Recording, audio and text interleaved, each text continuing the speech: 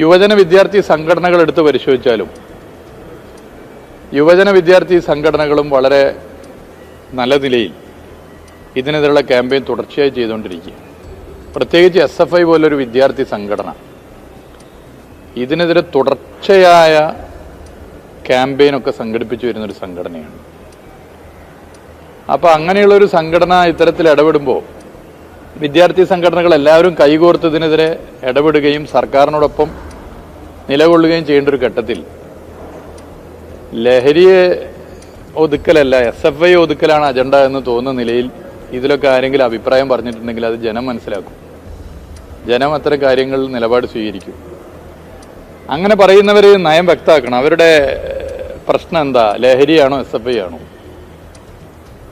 ലഹരി ഇല്ലാതാക്കലാണോ SFI ഇല്ലാതാക്കലാണോ അവരുടെ മുഖ്യ അജണ്ട?